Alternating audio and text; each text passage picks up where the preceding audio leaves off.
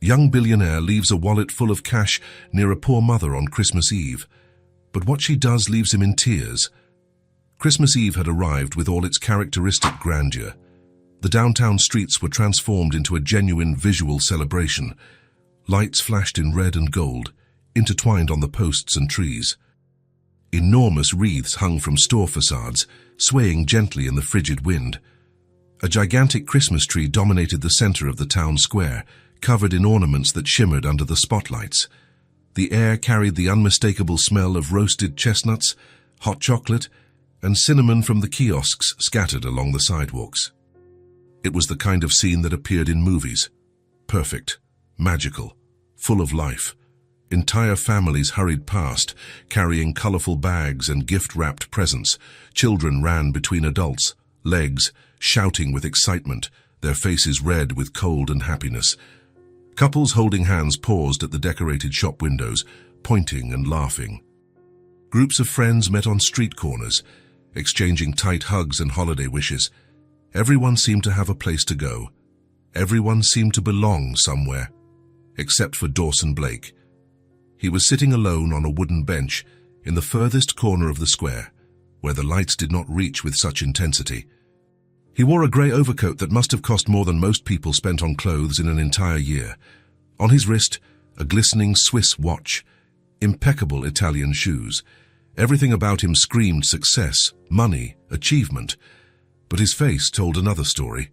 Dawson was 35, but seemed to carry the weight of a much longer life. His dark eyes were sunken, tired, with the kind of exhaustion that doesn't go away with a night's sleep. The lines around his mouth suggested someone who had once smiled a lot, but had forgotten how. He observed the activity in the square with an almost surgical indifference, as if he were watching a movie in which he had no role at all. As if he were an invisible ghost, sitting there just to pass the time until time passed him by.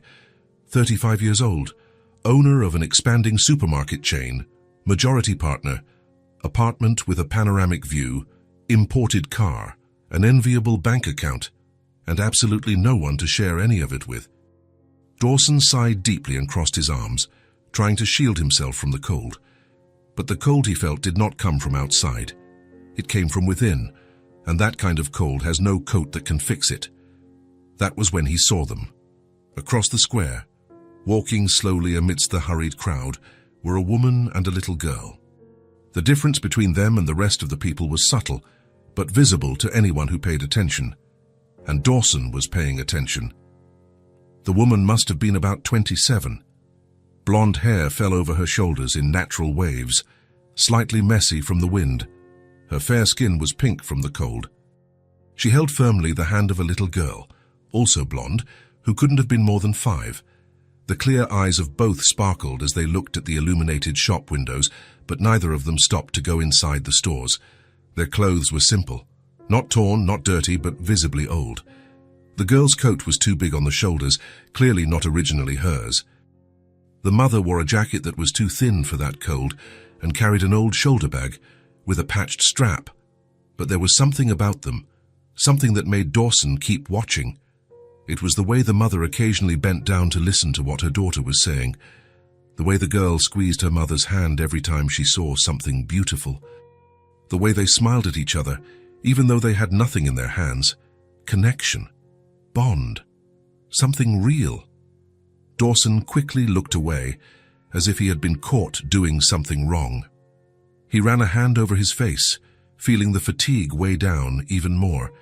He didn't know why that scene bothered him so much, or maybe he knew exactly why.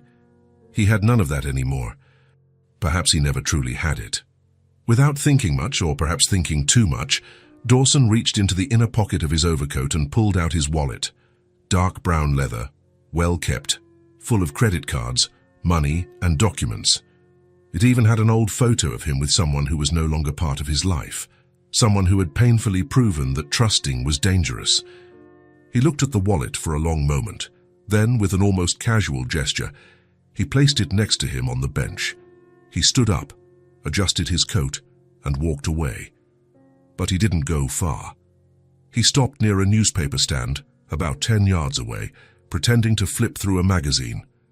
In truth, he was observing the bench, observing the wallet, watching to see who would pass by there. Maybe it was a test, maybe it was just morbid curiosity, or maybe it was the need to confirm what he already believed, that people were predictable, that everyone took what was available, that honesty was a luxury only the privileged could afford. He didn't wait long. The blonde girl was the first to see it. She tugged on her mother's sleeve and pointed at the bench with her little finger. "Mommy, I found this wallet." Hannah Brooks stopped immediately. She looked where her daughter was pointing. Then she looked around, as if searching for the owner. Then she approached slowly, as if checking if it was even real. She picked up the wallet carefully, as if handling something fragile. She opened it. Millie stood on tiptoe, curious, trying to see what was inside. "There's money, Mommy." The girl's voice was soft but excited. Her clear eyes sparkled. "We can buy food for Christmas." Hannah stood still. She looked at the money, mentally counted how much was there. Probably more than she earned in a week of work. She looked at the photo inside the wallet, a well-dressed man with a serious appearance. Then she looked at her daughter. "No, sweetie, that's wrong." Millie frowned, confused. "But no one is watching, Mommy." Hannah slowly knelt down until she was at the girl's height. She held the small face with both hands, gently but firmly. The mother's blue eyes met the daughter's blue eyes. "Daughter, we do not take what isn't ours, not even when no one is watching. Do you understand?" Millie looked into her mother's eyes. Then she nodded slowly, even if she didn't fully understand yet. "We give it back," Hannah continued, softening her voice. "Because it is the right thing to do, and because that is how I want you to be, always."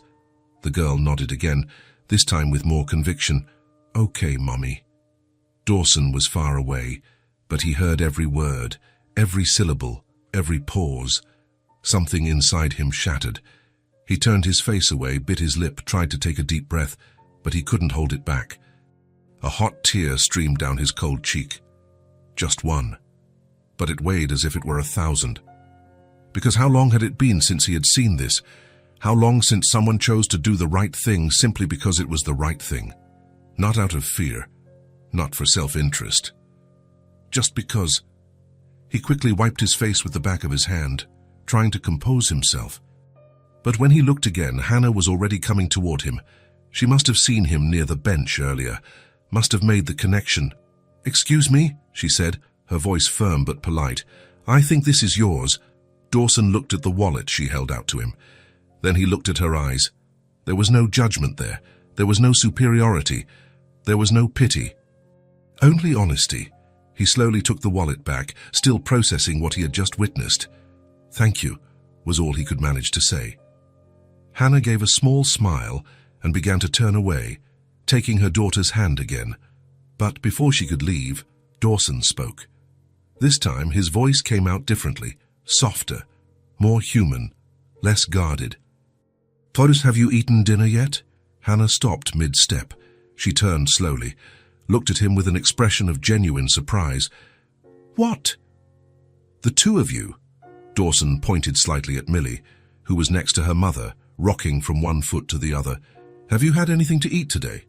Hannah hesitated. Dawson saw the internal struggle happening right there, in front of him. The pride, the dignity, the distrust. But he also saw the exhaustion, and the hunger, and the burden of being a single mother. "We're fine," she replied, but her voice lacked conviction. Dawson shook his head slowly. "I'm not asking if you're fine. I'm asking if you've eaten yet." Silence. Millie tugged insistently on her mother's sleeve. "Mommy, I'm hungry." Hannah closed her eyes for a second. She took a deep breath. Then she looked back at Dawson. This time, with fewer defenses. "Why are you asking that?" "Because I have too much food at home and no one to eat it with." It was as simple as that, direct, without embellishment, without empty promises. Just the raw truth. Hannah looked at him for long seconds, assessing, searching for signs of danger, of ulterior motives, of traps. But all she saw was tiredness and loneliness, the same as hers. "Okay," she said, finally. Dawson's house was in a quiet neighborhood, with tree-lined streets and large, well-maintained residences. He drove in silence while Hannah and Millie sat in the back seat. The girl had her nose pressed against the window, jaw dropping at the huge houses decorated with Christmas lights, inflatable figures, and illuminated reindeer. "Mommy, look!" Millie pointed at every house, delighted. Hannah just smiled, running a hand through her daughter's hair. When the car stopped in front of a two-story house with a modern facade and an impeccable garden, Millie's eyes widened even more. "You live here?" Dawson merely nodded and got out of the car. When they walked in, the girl's enchantment only increased. The living room was enormous, with high ceilings, minimalist designer furniture, and a Christmas tree in the corner that looked straight out of a decorating magazine. But despite all the beauty, the place seemed empty. There were no photos on the walls. There was no clutter. There were no signs of life being lived there. "Sit down," Dawson said, pointing toward the dining table. He disappeared into the kitchen and returned with trays: perfectly browned roasted turkey, creamy mashed potatoes, grilled vegetables, various sauces, pies, warm bread rolls. Everything was there, arranged, untouched, as if waiting for guests who never arrived. Millie climbed onto the tall chair and looked at everything with her mouth open, her eyes sparkling with enchantment. "I've never seen so much food together," she whispered, almost with reverence, as if afraid to break the spell. Hannah looked at her daughter, then at Dawson. "Why did you make all this yourself?" "I hired someone to make it." He sat on the other side of the table, far away, maintaining distance, but I wasn't going to eat any of it anyway. They started eating. At first, the silence was strange, tense, charged. But gradually, as the minutes passed, it transformed into something more comfortable. Millie ate slowly, savoring every forkful as if it were her last. Hannah tried to maintain her composure, but Dawson saw the relief on her face. He saw the silent gratitude. He saw the vulnerability she tried to hide. After a few minutes, he decided to break the silence. "I didn't think anyone would return it." Hannah stopped chewing, looked at him. "Can I have the wallet?" He nodded, holding his fork without eating. "I left it on purpose. I wanted to see what would happen." Hannah didn't seem offended, just thoughtful. She put her fork aside. "And what did you expect?" "For someone to take it, for it to disappear." He lowered his gaze to his plate. "To prove that I was right." "Right about what?" "That people always disappoint." The silence returned. But this time, it was different. It was heavy, laden with meaning. Hannah looked him directly in the eyes. Having little is no excuse for being dishonest. The words fell like stones. It wasn't judgment. It wasn't moral superiority. It was principle. It was who she was. Dawson was speechless. For the first time in a long time, someone had said something he couldn't argue against. That was when Millie, who had been quiet until then, looked at him and gave a wide smile. "You are very serious," she said, her tiny voice breaking the weight of the moment. "You should smile more." "Smiling is good." Dawson blinked, surprised. He looked at the girl, at her genuine smile, without malice, without judgment, at her clear eyes full of innocence and truth, and then, without forcing it, without quite realizing how it happened, he smiled. It wasn't a polite smile. It wasn't perfunctory. It was real, true.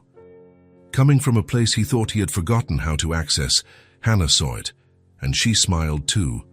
For a brief instant, at that table full of expensive food and empty of history, something changed, something small, almost imperceptible, but essential. The coldness began to melt. As the night went on and the clock neared 10, Dawson drove them back. The car glided along the illuminated, now emptier streets, while Millie dozed in the back seat, her blonde head resting on her mother's lap.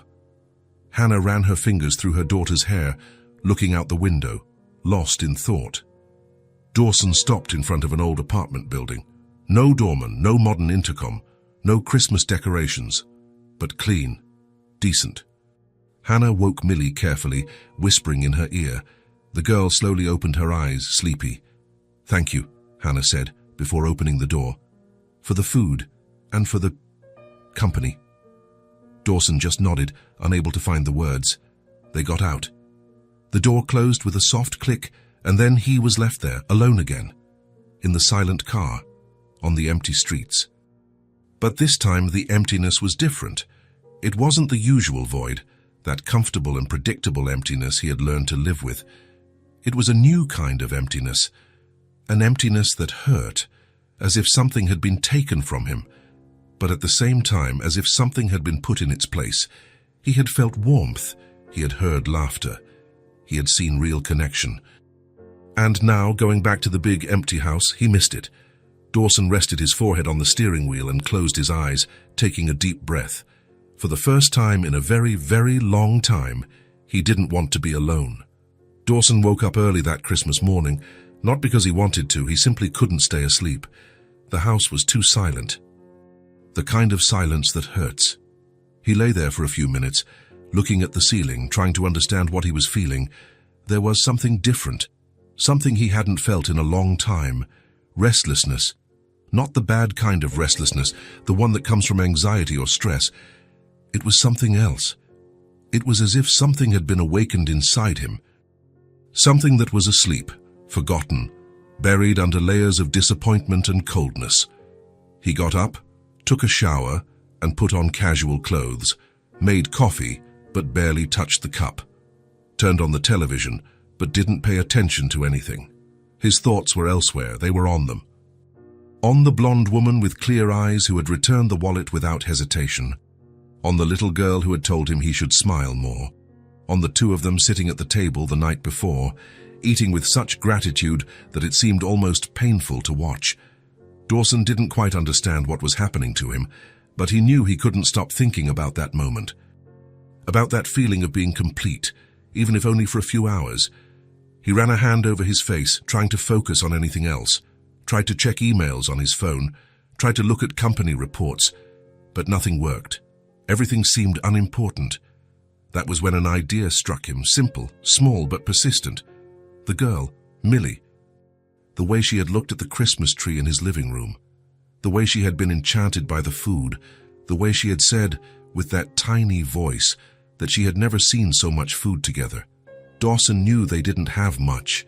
It was obvious. And it was Christmas. And the girl probably wasn't going to get anything. He tried to ignore the thought. Tried to convince himself that it wasn't his problem, that he'd already done enough by giving them food, that he didn't need to do anything else, but the idea wouldn't go away. So he grabbed his car keys and left. The downtown area was different on Christmas morning. The streets were empty, the stores closed. Only a few were still open, the ones that operated for half a day to catch the stragglers or the last-minute desperate. Dawson drove without haste, observing the deserted streets. Normally, he liked this kind of scenery. Silence, emptiness, comfortable solitude. But today, it felt wrong. He parked near one of the few open stores. A small toy shop on the corner, with decorated but simple window displays, nothing sophisticated, nothing expensive. It was the kind of place he would never normally enter, but today was not a normal day. Dawson walked in. A bell jingled above the door. The place smelled of new plastic and cardboard. There were shelves full of toys of all kinds. Toy cars, games, stuffed animals, puzzles. Everything a bit disorganized but welcoming. An elderly man with grey hair appeared from the back of the store, wiping his hands on a cloth. "Good morning, still time to grab a present," he said with a tired but kind smile. Dawson just nodded and began to walk through the aisles. He didn't know exactly what he was looking for. He just knew he would recognize it when he saw it. He passed the remote-controlled cars, too expensive, too flashy. That wasn't it. He passed the board games, too complicated. That wasn't it. He passed the giant stuffed animals, exaggerated. Definitely not it. And then he saw it. On the middle shelf, among other more attention-grabbing and colorful dolls, was a simple doll. It had curly brown hair, painted pink cheeks, and a light blue dress with white details. No lights, no sounds, no technology, just a doll. Simple. Honest. Dawson picked it up from the shelf and looked at it for a moment. It was perfect. Not because it was expensive or sophisticated, but because it was real. It was the kind of doll a child could hug, take everywhere, create stories with. It was the kind of doll that mattered. He returned to the counter and placed the doll on top. The man smiled. "Good choice. This one is a favorite. Kids love it." Dawson took his wallet out of his pocket. "Could you wrap it for a present?" "Of course. Would you like colorful paper or something more neutral?" "It doesn't matter." The man took the doll and began to wrap it carefully, folding the paper precisely. Dawson watched the process in silence, his hands in his pockets. "Is it for your daughter?" the man asked casually, as he fastened the paper with tape. Dawson hesitated. He didn't quite know how to answer. "No, it's for an acquaintance." The man nodded, placing a simple red bow on top of the wrapped gift. "Whoever it is for, they will like it. This kind of gift is special. It's not about how much it costs. It's about what it means." Dawson picked up the wrapped package and paid. He left the store with the doll tucked under his arm, feeling something strange in his chest. It wasn't pride. It wasn't satisfaction. It was care. Real care. Genuine. Uncalculated. Back in the car, Dawson placed the doll on the passenger seat. He looked at it for a long moment before starting the engine. He didn't know exactly why he had done it. It didn't make sense. He barely knew these people. He had only spent a few hours with them. He had no obligation whatsoever. But somehow he felt he needed to do it. Maybe it was because of the way Millie had smiled at him.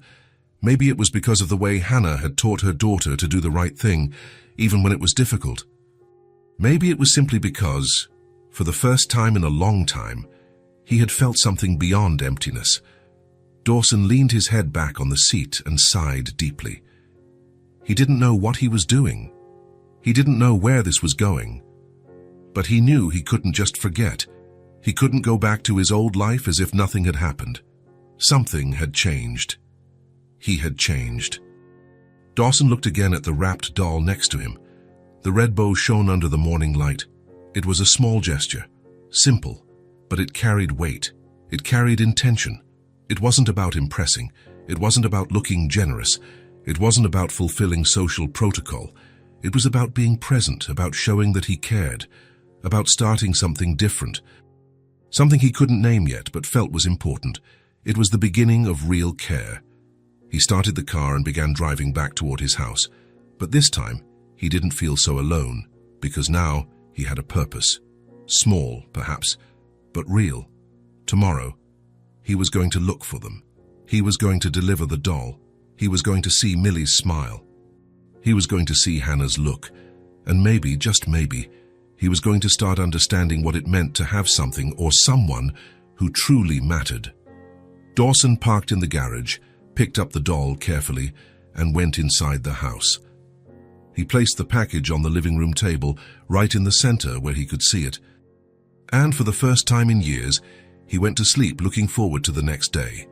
Not out of obligation, not for a work commitment, but because there was something, someone, he wanted to see, and that, in itself, was more than he had had in a very, very long time. The next day dawned cold and cloudy. Dawson woke up earlier than expected, with the anxiety of someone who has something important to do, but doesn't know exactly what it will be like. He quickly had coffee, changed clothes 3 times until deciding on something casual, jeans and a grey sweater, and grabbed the wrapped doll that had been on the living room table since the night before. He looked at the package for a moment, feeling its weight in his hands. It wasn't physically heavy, but it carried something more: expectation, hope, fear of doing something wrong or intrusive, but the desire to see the two of them again was stronger than any doubt. Dawson left the house with the doll tucked under his arm and drove downtown. He didn't know if he would find them. He didn't have a phone number, he didn't have an exact address. He only had an intuition and the memory of that park bench where everything had started. The square was different the day after Christmas. The lights were still on, but the activity was much less. A few families strolled with children testing new toys. Elderly couples sat on the benches enjoying the fresh air. Everything had a slower, quieter pace. Dawson parked and walked slowly toward the center of the square. His eyes scanned every corner, every bench, every shadow. He was looking for 2 specific faces, Two pairs of clear eyes that had affected him in a way he couldn't explain. And then he saw them. They were sitting on the same bench as 2 days ago. Hannah had an old book in her hands, reading aloud in a low voice. Millie was beside her, swinging her little legs that didn't reach the ground, looking up at the cloudy sky with childish curiosity. Dawson's heart skipped a strange beat. Relief, anxiety, something in between the two. He took a deep breath and walked toward them. Millie was the first to notice. Her clear eyes widened. She tugged hard on her mother's sleeve. "Mommy! Mommy, look!" Hannah lifted her eyes from the book and saw Dawson approaching. The surprise was clear on her face. Surprise, but not discomfort. Maybe even a little contained joy. "Hi," Dawson said, stopping about 2 yards away, holding the wrapped doll in front of his body like a shield. "Hi," Hannah replied, slowly closing the book. "I didn't expect to see you again." "Me neither," he admitted with a half smile. "But I wanted to bring something." Millie had already climbed down from the bench and was looking at him with eyes sparkling with curiosity. "What is it?" Dawson crouched down to the girl's height and held out the wrapped package. "It's for you. Merry Christmas." Millie looked at the gift, then at her mother, as if asking for permission. Hannah hesitated for a second, but then nodded with a gentle smile. The girl took the package with both small hands and began to tear the paper off with excitement. When the doll's blue dress appeared, she let out a little scream of joy. "A doll!" She pulled the doll out of the wrapping and hugged it tightly, clutching it against her chest as if it were the most valuable thing in the world. "She's so beautiful." Millie turned the doll around, looking at every detail, the blue dress, the curly hair, the painted eyes. And then, without warning, she let go of the doll for a second and ran to Dawson, throwing her little arms around his neck in a tight hug. "You came back," she said, her voice muffled against his shoulder. "I thought you wouldn't come back." Dawson froze for an instant. He wasn't prepared for this. He wasn't prepared to feel the embrace of that small child, so genuine, so full of pure, uncalculated affection. He closed his eyes and returned the hug, feeling a tightness in his throat. "I came back," was all he could manage to say. When Millie finally let go of him and ran back to the doll, Dawson slowly stood up and looked at Hannah. She was standing now, her eyes shining with something that looked like gratitude mixed with confusion. "You didn't have to do that," she said softly. "I know." Dawson put his hands in his pockets, trying to look casual. "But I wanted to." Hannah looked at him for a long moment, trying to understand, trying to read between the lines, trying to figure out what this man truly wanted. "It was good not to spend Christmas alone," Dawson continued, filling the silence. "It's been a long time since I felt that, that feeling of being with someone real." Hannah nodded slowly, her eyes still fixed on him. "Shaz, it was good for us too." They stood there for a few seconds, just looking at each other, while Millie played with the new doll on the bench, creating stories in a low voice. Dawson knew he needed to say what he had been thinking all night, but he didn't know how to start without sounding strange or intrusive, so he just said it. "I own a chain of supermarkets. Some of them here in the region." He took his hands out of his pockets and crossed his arms, trying to look more confident than he felt. "I can try to get you a job, if you want." Hannah blinked. The surprise was total. "What? A job?" Dawson kept his tone firm but gentle. Nothing too complicated at first. Cashier, stocking, customer service. Something that gives you stability, fixed salary, maybe even some benefits. Hannah was silent. She looked at her daughter, who was completely absorbed in the doll. Then she looked back at Dawson. "Why would you do that?" It was the question he knew would come, and it was fair, completely fair. Dawson took a deep breath before answering. "And because you reminded me that not everyone disappoints." The words came out simple, but loaded with weight, with truth, with something he had held onto for so long that he almost forgot how to say it out loud. Hannah stared at him. He saw her eyes well up, but she blinked quickly, controlling herself. "I don't want charity," she said, her voice firm but not aggressive. It's not charity. Dawson shook his head. It's an opportunity. You work, you get paid. Simple as that. I have no interest other than giving you a chance, because I can, and because you deserve it. Hannah was silent, processing. Dawson could see the internal struggle happening, the pride, the necessity, the distrust, the hope. She started, but stopped. Looked at Millie again. I have a daughter. I can't just leave her alone. She's still too little. We'll figure it out. Dawson had already thought about it. If she's not in school yet, she can stay in a safe area of the store while you work, or we'll adjust the schedule. It doesn't have to be perfect right away. We'll adjust as it works out. Hannah ran a hand through her blonde hair, clearly conflicted. Why me? She asked, almost whispering. You don't even know me. Dawson took a step closer, not too close, just enough for her to know he was being sincere. Because you returned the wallet, because you taught your daughter to do the right thing even when it was harder. Because in 2 days you showed me more character than people I've known my whole life. The words hung in the air between them. Hannah discreetly wiped the corner of her eye and looked down, biting her lip. I don't know what to say. Say, you'll think about it. Dawson took a step back, giving her space. You don't have to decide now, but the offer stands. Whenever you want. Hannah lifted her eyes and nodded slowly. Okay, I'll think about it. Millie appeared beside them at that moment, holding the doll with both hands. Look, Mommy, I'm going to call her Bella. The girl twirled the doll in the air, making the blue dress spin. Hannah smiled, the kind of smile that transforms an entire face. She knelt down and adjusted her daughter's hair. Bella is a beautiful name, my love. Dawson watched the scene. Mother and daughter. Pure bond. Unconditional love. And somehow he felt part of it now. Not as an intruder, but as someone who had been invited to see, to be, to matter. I'll let you enjoy your day, he said, starting to walk away.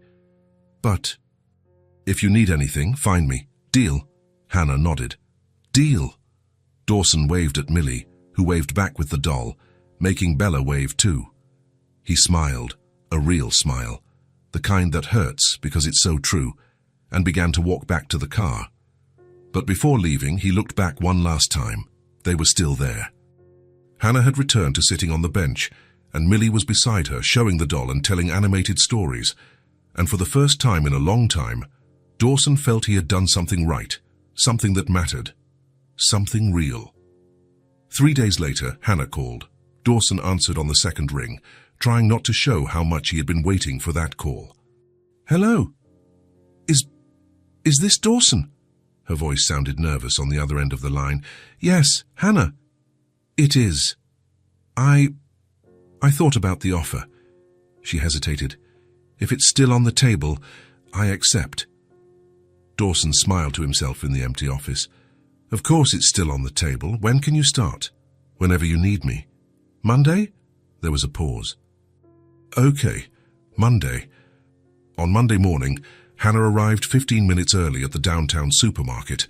She wore dark jeans and a simple white shirt. Her blonde hair was pulled back in a ponytail. She held Millie's hand tightly, the girl still sleepy, clutching the doll Bella. The store manager, a middle-aged man named Mr. Smith, greeted them kindly. Dawson had personally called him over the weekend, explaining the situation. Welcome, Mr. Smith said, extending his hand. Dawson told me about you.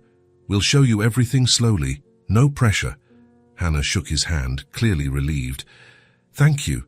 I brought my daughter. Dawson said maybe... No problem. Mr. Smith looked at Millie with a smile. So, hi, little one. Do you like to draw? Millie nodded shyly, hiding her face in her mother's leg. Then you'll like it here. We have a perfect little corner for you. He led them to the back of the store, near the administrative office. There was a small desk against the wall with a few chairs. Mr. Smith brought construction paper, crayons and markers. Here. While your mother works, you stay here drawing. Deal. Millie looked at her mother, who nodded with an encouraging smile.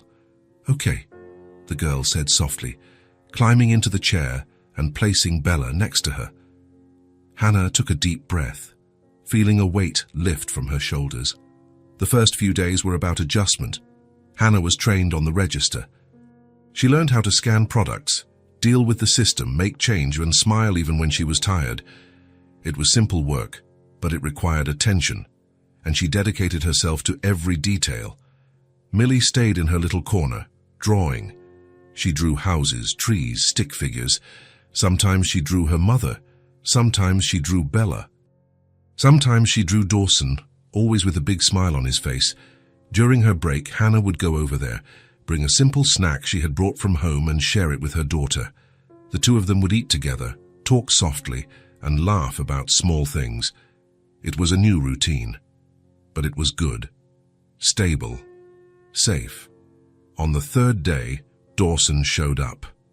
Hannah was at the register, serving an elderly woman who was complaining about the price of tomatoes when she saw him entering through the main door. Her heart skipped a strange beat.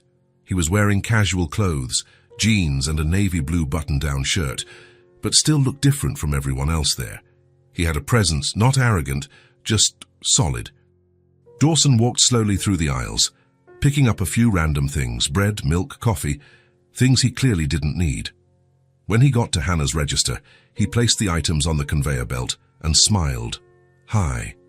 "Hi," she replied, trying to maintain professional composure. "Everything okay?" "Everything. Getting used to it." "I am. Mr. Smith is very patient." "And everyone here is nice." "Great." Dawson paid in cash and picked up the bag. "And Millie, is she bored?" "No, she loves drawing. She's already done about 20 drawings since Monday." Dawson smiled genuinely. "Can I see them?" Hannah blinked, surprised. "Now, if she wants to show me." Hannah looked at the clock. It was almost time for her break. "Can you give me 5 minutes?" "Sure, I'll wait over there." He pointed to the tables near the internal snack bar. 5 minutes later, Hannah appeared with Millie. The girl held Bella in one hand and a pile of drawings in the other. When she saw Dawson, she ran to him, her eyes sparkling. "You came?" "I did." He knelt down to her height. "Your mum said you made some amazing drawings." Millie nodded excitedly and began to show them, one by one, colorful houses, giant trees, stick figure families holding hands. "This one is you," she said, pointing to a stick figure with black hair and a huge smile. Dawson picked up the drawing and looked at it carefully. There he was, Hannah and Millie all holding hands. Above them, a bright yellow sun and birds flying. "It's beautiful," he said, and he wasn't faking it. "Can I keep it?" "You can." Millie handed over the paper with pride. Dawson carefully folded the drawing and put it in his shirt pocket, close to his heart. From that day on, Dawson started showing up frequently. Not every day, but 2-3 times a week, always casual, always without pressure. Sometimes he bought something, sometimes he just stopped by to say hi, sometimes he brought coffee. "I thought you might need it," he would say, handing a thermal mug to Hannah during her break. "You don't have to do this," she would reply, but she always accepted, and she always smiled. "I know, but I want to." Millie was always excited when she saw him. She would run to show him the new drawings. She would tell stories about Bella. She would ask if he had smiled that day. "I did," he always replied, "because of you." And it was true. The weeks went by and that became routine. Hannah worked. Millie drew. Dawson showed up. There were no demands. There were no heavy expectations, just presence, just silent care, just genuine attention. Hannah's colleagues started to notice. They would make light jokes, but never malicious ones. "Your friend came again," the girl at the next register would say with a mischievous smile. Hannah would roll her eyes, but she couldn't hide her smile. Mr. Smith noticed too. But he just watched from a distance, satisfied. He had seen a lot in years of retail, but this was different. This was genuine. One Friday afternoon, Dawson showed up earlier than usual. Hannah was organizing products on the shelf when she felt his presence. "Hi," he said softly so as not to startle her. She turned around, still holding a can of corn. "Hi. You're early today. Finished things sooner." He put his hands in his pockets. "Thought I'd stop by before heading home." Hannah placed the can on the shelf and wiped her hands on her pants. "Millie will be happy." She made a new drawing today. Said it was special. Oh, really? Yes. Hannah hesitated, then continued. Dawson, thank you. For everything. For the job. For showing up. For caring. He shook his head. You don't have to thank me. Yes, I do. She looked directly into his eyes. You changed our lives, and I don't even know how to repay that. Dawson was silent for a moment. Then he gave a small smile. You already repaid me, just by being here. Just by letting me be a part of this. Hannah felt her eyes sting, but blinked quickly. You are a good person, Dawson Blake. He shrugged, trying to appear casual, but she saw the impact of the words on his face. I'm trying to be. They stood there for a few seconds, just looking at each other. There was something in the air, something unsaid. Something growing slowly, unhurriedly, without forcing. Then Millie came running, holding a piece of paper. Dawson, look what I made. The moment broke, but it wasn't lost. It was just saved. Dawson knelt down to see the drawing, and Hannah watched the two of them, feeling something warm in her chest. This was routine now, and routine had never felt so good. 2 weeks after Hannah started working, she extended the invitation. It was a Friday afternoon. Dawson had stopped by the store earlier, as usual, bringing coffee and talking to Millie about the new drawings. As he was leaving, Hannah called him. Dawson, wait. He stopped and turned around. And she was nervous, fidgeting with her hands, clearly rehearsing what she was going to say. Is everything okay? It is. I wanted to invite you to dinner. The words came out fast, almost tumbling over each other. At my house, tomorrow night. If you want, of course. You don't have to accept if you... I accept. Hannah blinked. Seriously, Dawson smiled. What time? 7:30? I'll be there at 7. Hannah gave a relieved, almost shy smile. Okay, I'll send you the exact address by text. Perfect. When Dawson left the store, there was something different in his chest. Expectation, happiness, a warmth he hadn't felt in a long time. He had been invited. Not to a formal event, not to a business meeting, but to a real dinner in a real home with people who truly cared.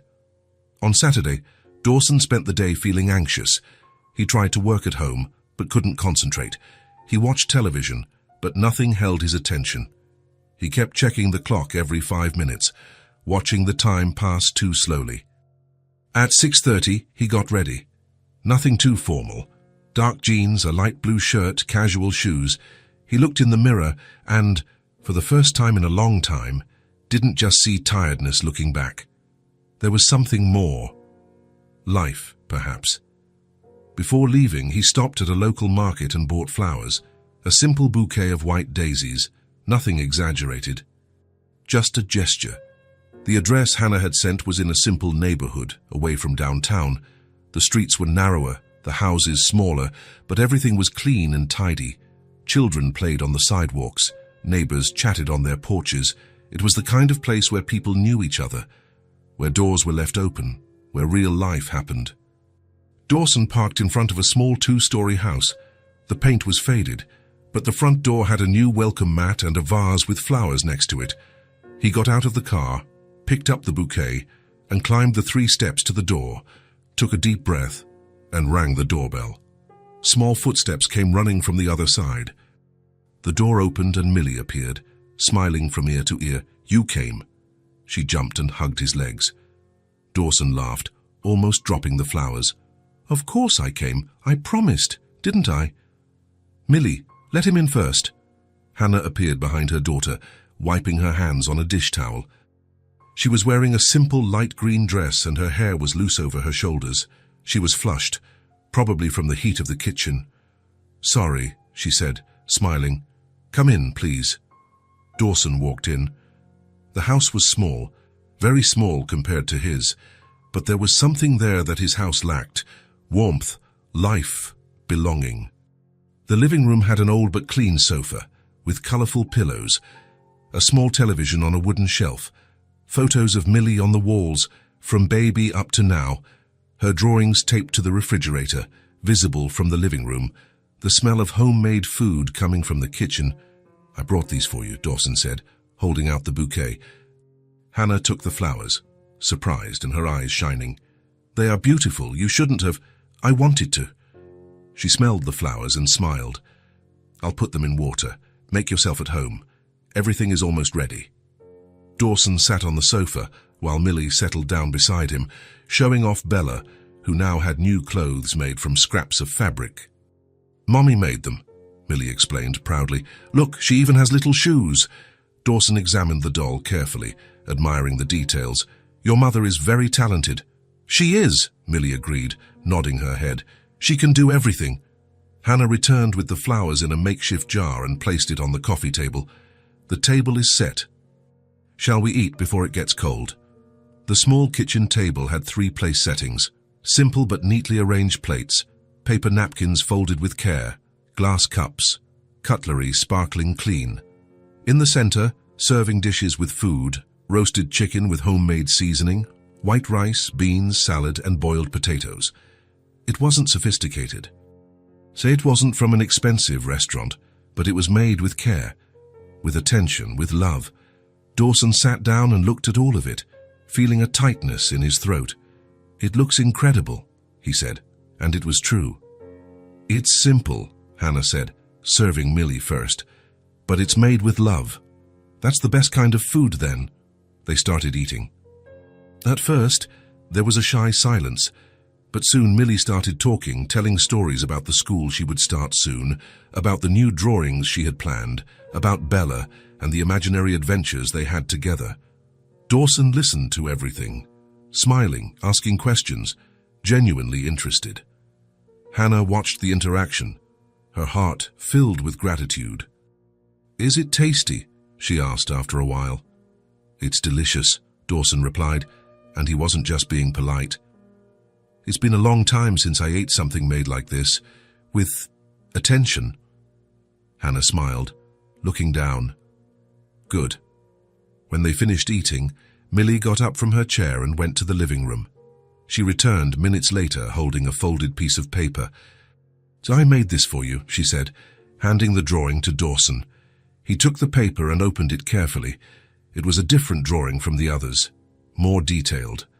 There was a table with 3 people sitting, Hannah, Millie, and him.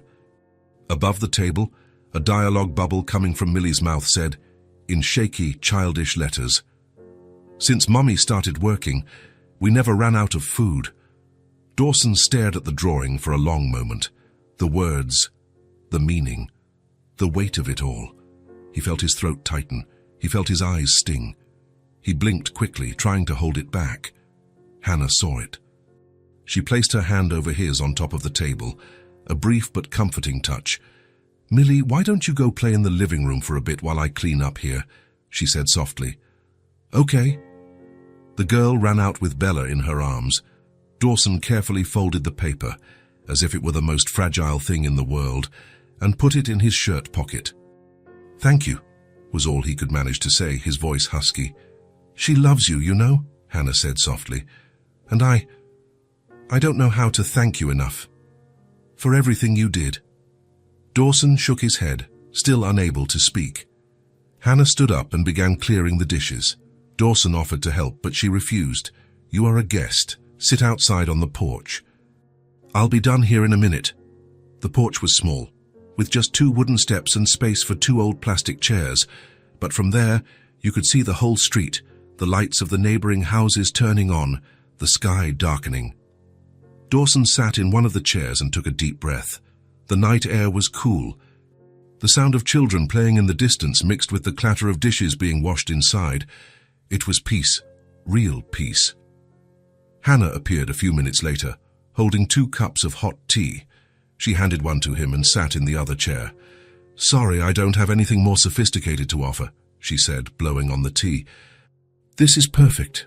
They were silent for a while, just drinking the tea, listening to the sounds of the night. Then Hannah spoke.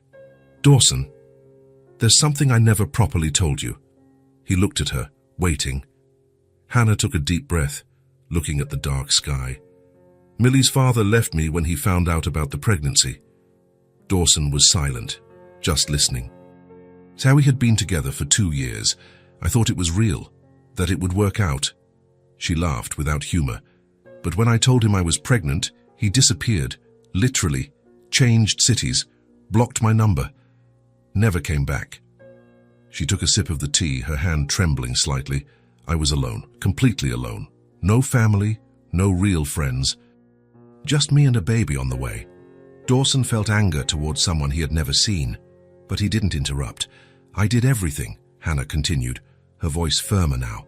Cleaning houses, odd jobs. I sold things I owned. I worked pregnant until the last day I could stand on my feet. After Millie was born, I went back to work 2 weeks later. Because I had no choice. She looked at Dawson, her eyes shining even in the low light of the porch.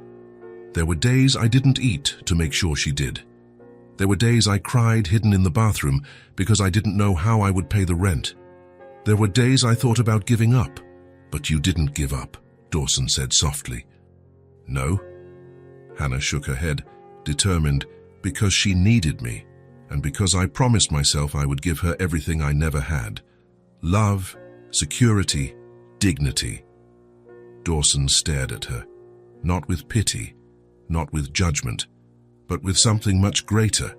Admiration, pure, deep, genuine admiration. You are the strongest person I have ever met, he said, and every word was true. Hannah let out a moist laugh, wiping her eyes. I don't feel strong. But you are. They were silent again, but this time it was a shared silence, comfortable, safe. Dawson looked at his own empty cup, thinking, for the first time in his life, he was admiring someone without needing that person to prove anything, without needing certificates, without needing visible achievements, without needing external validation. He admired Hannah simply for who she was, for what she had done, for the silent strength she carried, for the way she had transformed pain into determination, abandonment into love. Thank you for telling me that, he said finally. Thank you for listening. Hannah stood up and extended her hand to him. Want to come inside? I'm going to make popcorn, and Millie will insist that you watch a movie with us. Dawson took her hand and stood up, smiling. That sounds perfect. And it was. Later, the three of them were sitting on the small sofa, cramped but happy. Millie between them, holding Bella and eating popcorn. A children's movie was playing on the television, but no one was paying much attention, because the movie didn't matter. What mattered was that moment, that feeling of belonging, and for the first time in years, Dawson felt at home. Not in a house, but at home, with people who cared, with people who were real. And when Millie dozed off on his lap, still holding Bella, and Hannah adjusted a blanket over her daughter with such tenderness, Dawson knew. He knew this was more than he had come looking for. It was more than he thought he deserved, but it was exactly what he needed. And he wasn't going to let it slip away. Sunday dawned with a rare blue sky, the kind that looked hand-painted. The sun was shining, but the air was cool, perfect for going out. Dawson woke up early, as always, but this time it wasn't because of insomnia or anxiety. It was because of excitement. He had plans. Plans that involved two people who had become the most important part of his days. He picked up his phone and sent a text to Hannah. Good morning. How about an outing today? Park, ice cream, whatever you two want, my treat. The reply came quickly. Good morning, Millie will love it. What time? I'll stop by at 10. Perfect. We'll be ready. Dawson smiled to himself in the empty room. He got up, showered, put on comfortable clothes, and left the house with a heart lighter than he remembered feeling in years. When he arrived at Hannah's house at exactly 10 o'clock, the two of them were already waiting on the porch.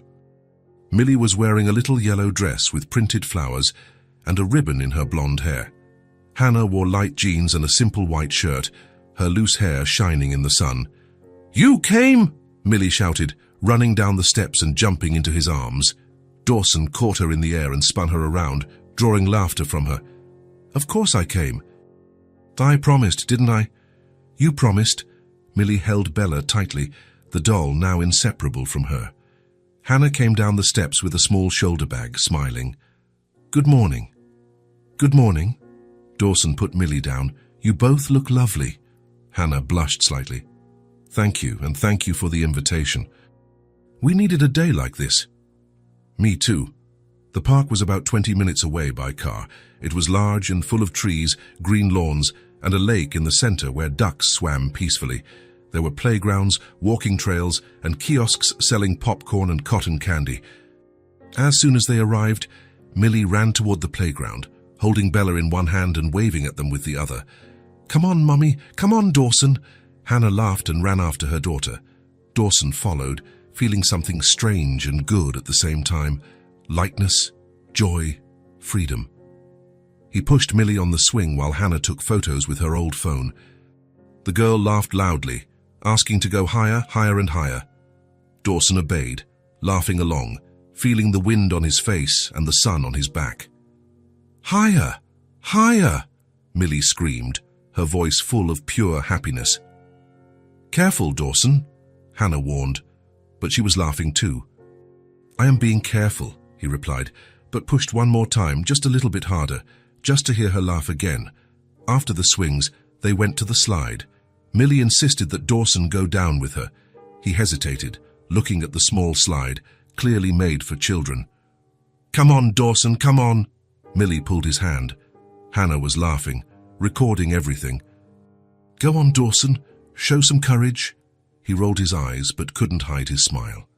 He climbed the narrow steps, sat at the top of the slide with Millie on his lap, and went down. His feet almost dragged on the ground on the way down, and when they reached the bottom, they both tumbled onto the grass, laughing. Millie quickly got up and jumped on top of him. "Again!" "Say again." "Millie, give Dawson a break." Hannah came over to them, still laughing, extending her hand to help him up. Dawson took her hand and stood up, brushing the grass off his clothes. "I'm fine, I can go again." And he did. 3 times, because Millie's laughter was worth any discomfort. After the playground, they walked around the lake. Millie ran ahead, showing Bella to the ducks, explaining to the doll that they didn't bite. Hannah and Dawson walked side by side, slowly, enjoying the sun and the moment. "Thank you for today," Hannah said, looking straight ahead. "She's so happy." "I'm happy too," Dawson replied, and it was true. "It's been a long time since I felt this good." Hannah looked at him, surprised. "Seriously?" "Seriously." He put his hands in his pockets. "I forgot what this was like. Going out without a commitment, without thinking about work, without carrying weight." Hannah nodded slowly. "I understand I forget sometimes too, but Millie reminds me. She has this gift of making everything seem simple. She is special. She is..." They walked a little longer in comfortable silence. Then Millie came running back, taking Dawson's hand with one hand and Hannah's with the other. "Let's hold hands," she announced, swinging their arms. Hannah looked at Dawson, who shrugged, smiling. So the 3 of them continued like that, holding hands, walking around the lake. They looked like a family, and perhaps, in a way, they were becoming one. In the middle of the afternoon, they stopped at an ice cream kiosk. Millie chose chocolate with colored sprinkles. Hannah ordered strawberry. Dawson got vanilla. They sat on a wooden bench under the shade of a large tree. Millie ate her ice cream quickly, smearing her whole face. "Slow down, sweetie. You'll freeze your brain," Hannah warned, wiping the girl's face with a napkin. "It's so yummy, Mommy," Millie replied with a mouthful. Dawson watched the scene, his heart clenching in a good way. He had enough money to buy anything. He could travel to the other side of the world if he wanted to. He could eat in expensive restaurants every day. But nothing, absolutely nothing, compared to that. That moment, that bench, those 2 people next to him. "Are you okay?" Hannah asked, noticing he was too quiet. Dawson blinked, returning to the moment. "I am. I'm happy." "It's strange to say it, but it's true," Hannah smiled. "It's not strange. It's good." Millie finished her ice cream and stood up, holding Bella. "Can I go see the little birds?" She pointed a few yards ahead, where there were some trees with birds singing. "You can, but don't go out of my sight," Hannah said. "Okay." Millie skipped away, happy.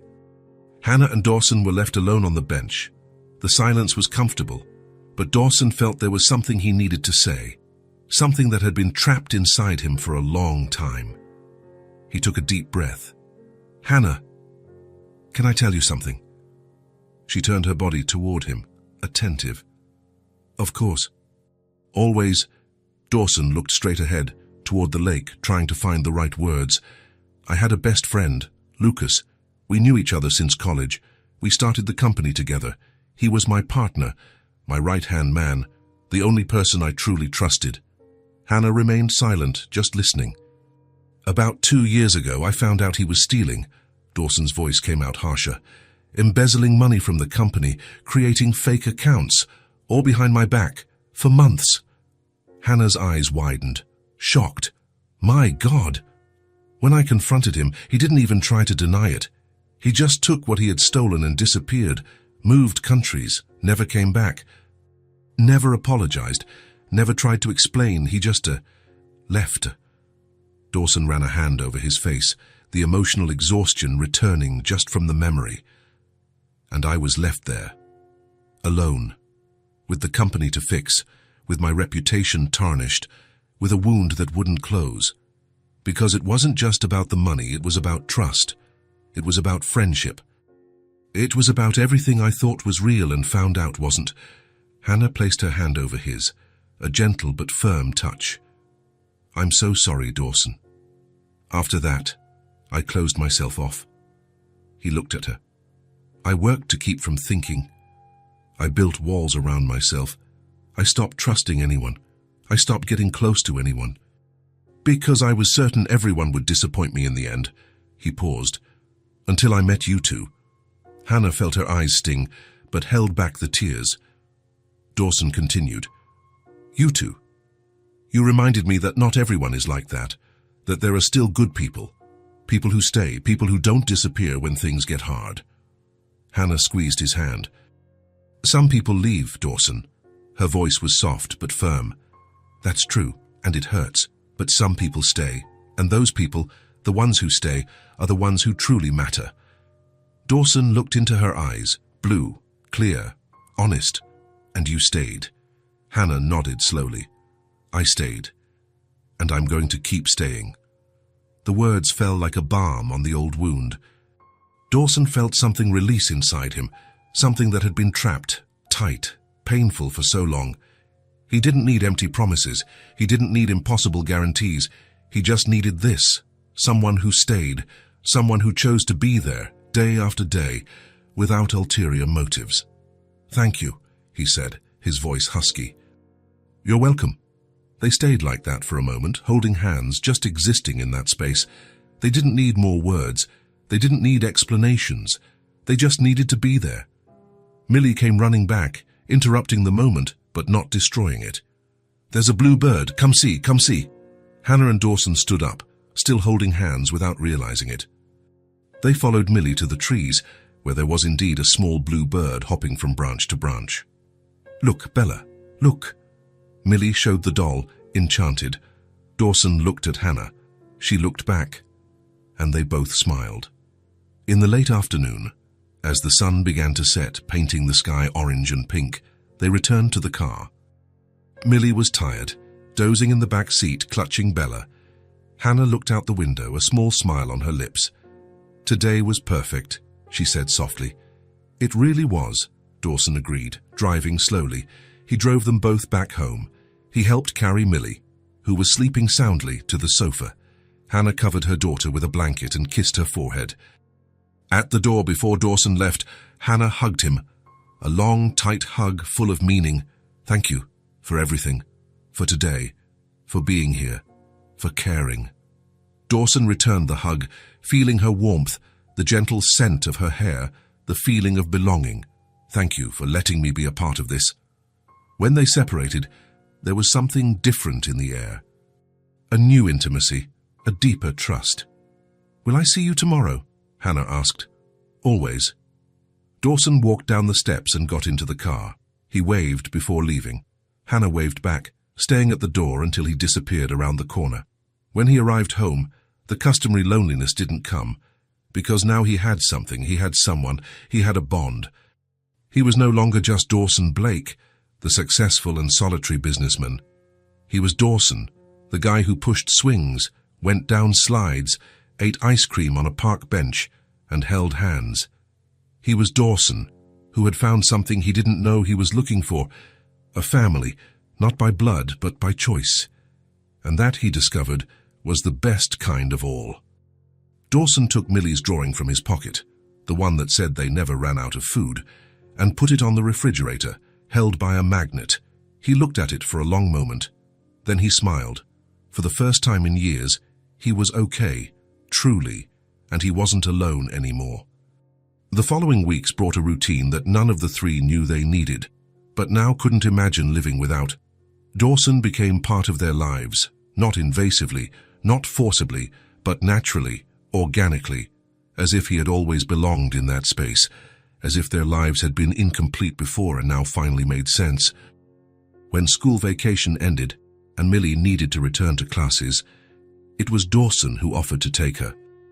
"You start work early," he said to Hannah on a Sunday night, while they were having tea on the porch. "Let me take her. It's not far, and I'll adjust my schedule. It's no trouble at all." Hannah hesitated, not because she didn't trust him. By this point, she trusted Dawson more than anyone else, but accepting help was still difficult for her. She had spent so long doing everything alone, carrying all the weight on her shoulders, that depending on someone felt risky. It felt vulnerable. "You don't have to do that," she said, stirring her cup. "You already do so much for us." "I know I don't have to." Dawson looked at her with that firm but gentle way she had learned to recognize. "But I want to. Does that make a difference?" Hannah looked into his eyes and saw sincerity, not obligation, not pity, just a genuine desire to help, to be present, to be a part of it. "It does," she admitted, smiling. "Yeah, but only if Millie agrees." When they asked the girl, she jumped for joy, almost knocking over her glass of juice. "Seriously, Dawson is going to take me, every day." "Every day," Dawson confirmed, kneeling down to her height. "But you have to promise that you will behave at school. No messing around." I promise." Millie held out her little pinky with seriousness. "To a real promise." Dawson interlaced his pinky with hers, smiling. "Then it's a deal." On the first Monday of school, Dawson arrived at their house at 7:30 sharp. Hannah had already left for work, but she had left Millie ready, impeccable uniform, pink backpack on her back, unicorn-patterned lunchbox in her hand. "Hi, good morning." Millie opened the door before he could even ring the doorbell, excited, with Bella under her arm. "Good morning, little one. Ready for school?" "Absolutely ready." They got into the car. Millie sat in the back seat, buckled herself in carefully, and started chatting the whole way. She talked about the new teacher she was going to meet, the classmates she was going to see again, the drawings she was going to make in art class. Dawson listened to everything with genuine attention, asking questions, laughing at her stories, sharing her enthusiasm. When they arrived at the school, he parked in front of the gate and walked her to the entrance. "Do you want me to go inside with you?" he asked, kneeling down to adjust her backpack. Millie shook her head confidently. "No need, I'm a big girl now." Dawson smiled, proud. "You are. But if anything, any problem, you tell the teacher to call me, okay?" "Okay." She hugged him quickly, tightly, and ran off to the playground where other children were already playing. She turned back and waved energetically before disappearing through the door. Dawson stood there for a moment, watching her disappear among the other children, feeling something warm and strange expanding in his chest, pride and perhaps, or something very close to paternal love, something he hadn't known he could feel. In the following weeks, that became an established routine. Dawson took Millie to school every morning. Sometimes he stopped by their house first to have quick coffee with Hannah. Sometimes he picked up the girl in the late afternoon when Hannah was still at work, took her for ice cream, or to the park before going home. And little by little, he began to notice things in the house that needed fixing. Small things that Hannah probably didn't have the time, money, or know how to solve. The kitchen faucet that dripped all night. The bedroom door hinge that squeaked loudly. The living room outlet that was loose and dangerous. The backyard clothesline that was crooked and threatened to fall. The kitchen window that wouldn't close properly, letting the cold air in. He didn't ask if he could fix them. He didn't ask for permission. He just brought tools one Saturday morning and started working. "Dad Dawson, you don't have to do this," Hannah would say every time, but already half laughing because she knew he would do it anyway. "I know, but it's done now," he would reply, putting away the tools. She would roll her eyes, but the smile on her face was impossible to hide, and deep down she was profoundly grateful. Not just for the repairs themselves, but for what they represented: care, attention, permanence. Someone who saw what needed to be done and simply did it. Meals also became naturally shared. Sometimes, 2 or 3 times a week, Dawson would have dinner at their house. Simple, homemade food, but made with care and effort. Other times he would take them out to eat. Nothing sophisticated or expensive, just welcoming places where Millie could be a child, laugh loudly, make a mess without judgment, and Hannah could relax without worry. There was no pressure between them. There were no heavy romantic expectations hanging in the air. There were no silent demands. There was just companionship, constant presence, affection growing slowly, at its own pace. A conscious daily choice to be present in each other's lives. Dawson never tried to force anything beyond that. He didn't try to kiss Hannah. He didn't make grand and dramatic declarations. He didn't push for definitions or labels. Because he understood, perhaps instinctively, that what they were building was more important than any rush. It was a solid foundation. It was an unshakable base. It was trust being rebuilt, brick by brick, day after day, with patience and care. And Hannah realized it. She clearly realized that he wasn't there out of passing interest. He wasn't there because he wanted something specific in return. He wasn't there out of social obligation or disguised charity. He was there because he chose to be, because he wanted to be, day after day, without demands, without conditions. On a quiet Saturday afternoon, almost 2 months after that first Christmas that had changed everything, Dawson was at their house fixing a shelf that had come loose from the kitchen wall. Hannah was baking homemade cookies while Millie drew intently at the table, her tongue sticking out in concentration. "Done," Dawson finally said, testing the shelf with weight. "Now it's really firm. It won't fall anymore." "Thank you," Hannah replied, bringing him hot coffee. "Seriously, Dawson, you should send me a bill for all this volunteer work. You've fixed half the house." "No way. Dawson." "Hannah." He looked at her, serious but gentle. "Let me do this. Please. It makes me feel good to help." "It makes me feel useful," she sighed, but agreed with a nod, knowing that arguing was useless. Millie got up from her chair at that moment, holding a piece of paper with both hands. "Finished," she announced, proudly. "Can I see?" Dawson asked, wiping his grease-stained hands on an old rag. Millie handed over the drawing with solemnity, as if she were delivering something very important. Dawson took it carefully and looked. It was the 3 of them, holding hands. But this time the drawing had more details than the previous ones. There was a house in the background with illuminated windows and smoke coming out of the chimney, a bright yellow sun in the blue sky, colorful flowers on the ground, growing at their feet, and he, Dawson, was drawn with a huge smile on his face, the biggest smile in the drawing. Below, in neat and colorful letters, was written, "Now you smile." Dawson stared at the drawing without blinking. The words, the message, the absolute truth stamped there in crayon and marker. He felt his throat painfully tighten. He felt his eyes sting and fill with tears that he tried to hold back but couldn't, because it was true. It was absolutely true. He smiled now. Truly. Not polite, empty smiles. Not perfunctory smiles from business meetings. Genuine, true smiles that came from within, from that place he thought had died along with his capacity to trust. Dawson slowly knelt down beside Millie, descending until he was exactly at her height. He held the drawing with extreme care, as if it were the most precious and fragile thing in the world. "You are right," he said, his voice choked with emotion. "Now I smile, and it's because of you two. Because of you and your mother." Millie smiled back, that innocent and pure child smile, and threw her little arms around his neck in a tight hug. "I really like it when you smile. You look handsomer, and happier. Dawson let out a wet, emotional laugh, squeezing her in a strong hug. "Thank you, little one. Thank you for teaching me to smile again." Hannah watched the scene from the kitchen, still, her hand over her mouth, her eyes overflowing with tears. There was something so pure, so true, so deeply beautiful in that moment that it hurt her chest with its intensity. When Dawson finally let go of Millie, he remained kneeling there for another moment, composing himself. Then he slowly stood up, discreetly wiped his eyes, and looked at Hannah. She was standing still, waiting, her eyes shining with contained tears. Dawson took a deep breath. There was something he needed to say, something that had been growing inside him for weeks, maybe months, something that shouldn't remain silent any longer. He took a determined step toward her.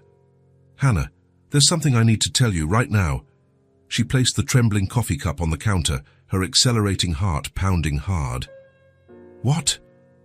Dawson quickly looked at Millie, who had returned to drawing, distracted in her own world. Then he looked back at Hannah, directly in the eyes. "So I want to guarantee Millie's education." Hannah blinked several times, surprised, confused. "What, Dawson? What are you saying?" "Her education, schooling." Dawson continued, firm and decisive.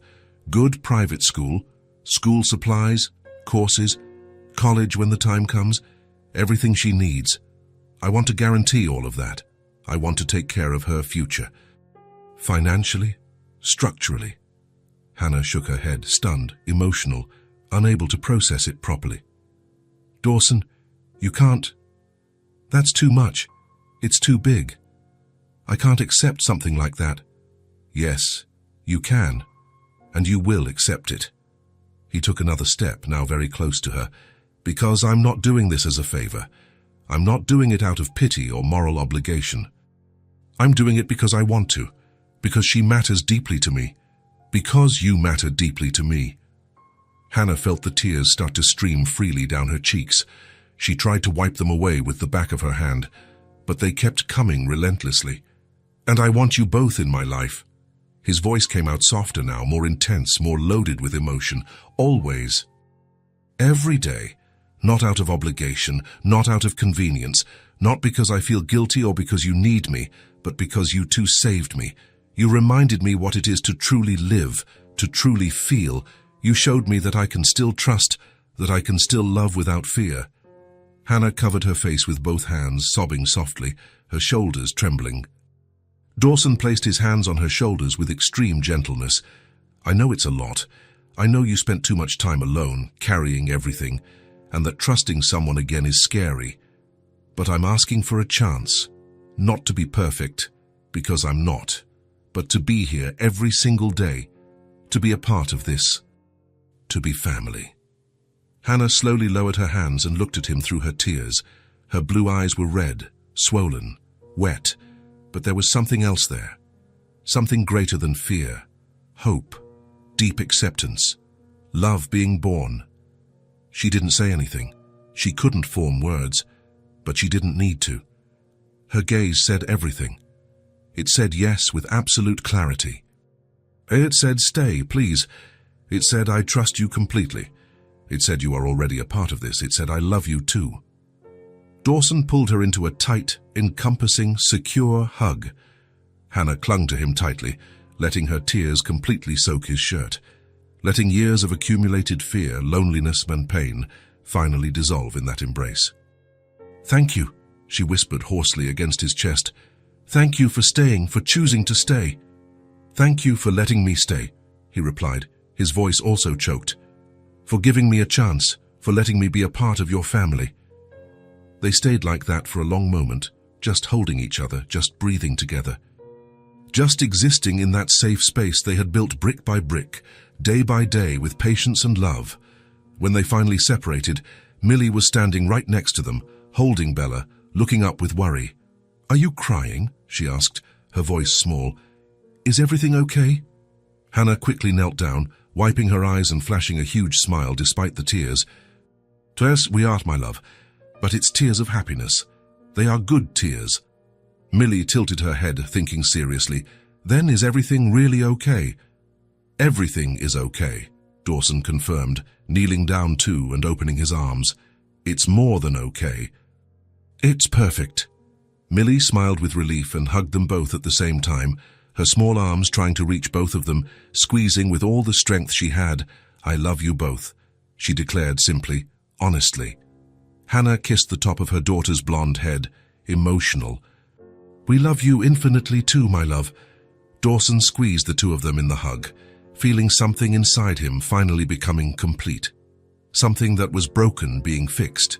Something that was empty being filled. Something that was frozen completely melting.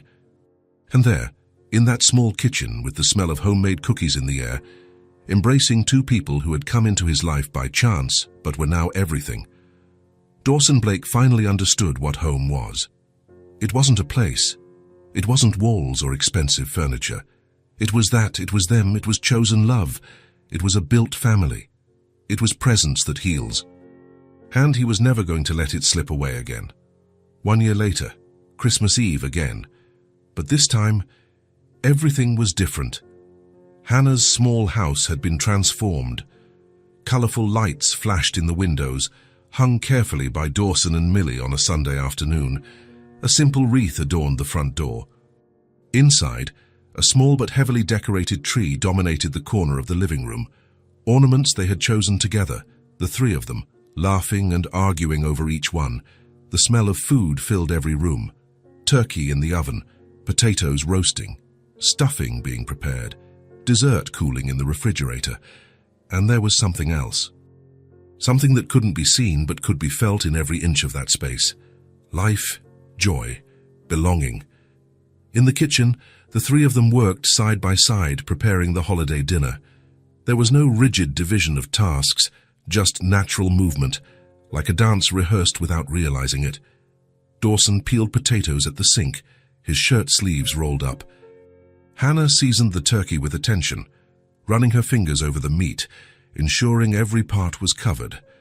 Millie, now 6 years old and visibly bigger than the year before, stirred the stuffing in a large pot, standing on a stool, her tongue sticking out in maximum concentration.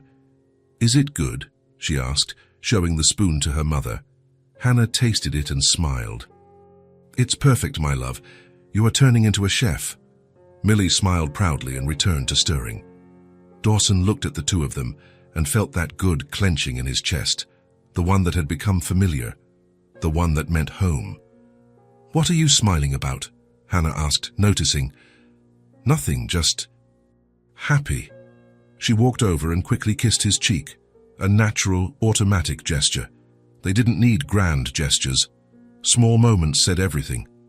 A few hours later, the table was set. Colorful plates that Dawson had bought on an impulse because Millie had liked them. Cloth napkins that Hannah had embroidered. Glasses sparkling under the soft light. And the food. So much food, but this time made by 6 hands, made with laughter. Small arguments about seasoning, flour flying, burnt fingers, and quick stolen kisses when Millie wasn't looking. They sat down, the three of them, in the same seats that had become theirs without planning. Millie clasped her hands. "Can I say grace?" Hannah and Dawson exchanged an emotional look. "Of course, sweetie." Millie closed her eyes. "Thank you for the food. Thank you for our house. Thank you for Mommy. And thank you for Dawson, who came back and stayed." Dawson felt his throat tighten. Hannah took his hand under the table. "Amen," Millie finished, opening her eyes and smiling. "Amen," the two repeated, their voices choked. They began to eat. The conversation flowed easily. Millie talked about school, about her new friends, about the Christmas play she had been in. Hannah talked about work, about the promotion she had received. Dawson shared funny stories from the company. There were no strange silences. There was no discomfort, just presence, just family. After dinner, while Hannah put away the leftovers and Dawson washed the dishes, Millie disappeared into her room. She returned minutes later, holding a carefully folded piece of paper. "I made this for you both," she said, seriously. Hannah dried her hands and knelt down. Dawson dropped the sponge and approached. Millie slowly unfolded the paper, revealing the drawing. It was the three of them, but it wasn't like the others. This time they were inside a house, their house. There were details, the Christmas tree in the corner, the ornaments in the windows, even Bella sitting on the sofa. They were holding hands, smiling. And above, written in large, colorful letters, "Our family." And below, carefully, "This is our happy Christmas." Hannah covered her mouth, her eyes instantly filling with tears. Dawson had to take a deep breath not to cry right there. "Is it pretty?" Millie asked anxiously. "It's perfect," Dawson said, pulling her into a hug. "It's the most beautiful drawing you've ever made." Hannah hugged the two of them, squeezing tightly, trying to save that moment forever. "Thank you, my love. We will keep this forever." Later, when Millie finally went to sleep, after much negotiation and promises that Santa wouldn't come if she didn't sleep, Hannah and Dawson went out to the porch. The night was cold but clear. The lights they had hung twinkled gently, creating a cozy glow. Hannah brought out 2 steaming mugs of hot chocolate. They sat in the old plastic chairs that now felt like thrones. They were silent for a moment, just watching the quiet street. The neighboring houses also lit up, the starry sky. "1 year," Hannah finally said, her voice low. "It's been 1 year." "It has," Dawson agreed, taking a sip of the chocolate. "It feels longer, and at the same time, it feels like yesterday. I remember you sitting on that bench, alone, looking so lost." "I was lost." He looked at her. "Completely." Hannah held the mug with both hands, warming her fingers. "Lost, and now?" "Now I'm home." She smiled, her eyes shining even in the low light. "You saved us, you know, me and Millie. Not just financially, but you gave us hope. You gave us a family." Dawson shook his head. "You're wrong. You two saved me. I was a ghost before I met you. I just worked, breathed, existed, but I didn't live. And now I live. Truly." He put his mug aside and took her hand. "Because of you, because of this." Hannah intertwined her fingers with his, squeezing. "Thank you for staying," she said, her voice trembling. "Thank you for not giving up, for choosing us every day." Dawson pulled her closer, wrapping her in a sideways hug. "Thank you for letting me stay, for giving me a chance, for teaching me that I can still trust, that I can still love without fear." They stayed like that, embracing under the twinkling lights, listening to the distant sounds of Christmas night, low music coming from a house, muffled laughter, church bells in the distance. "Merry Christmas," Hannah whispered. "Merry Christmas," Dawson replied, kissing the top of her head.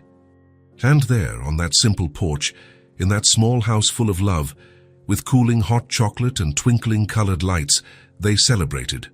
Not the expensive dinner, not the pricey gifts, not the appearances, but what truly mattered. A new life, built brick by brick, chosen day after day. A family, not of blood, but of true bonds, of conscious choice, of real love.